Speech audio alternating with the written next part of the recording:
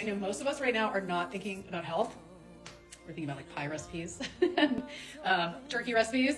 But what about thinking about what you want your 2024 to look like for health, wealth, love, career, family, friendships?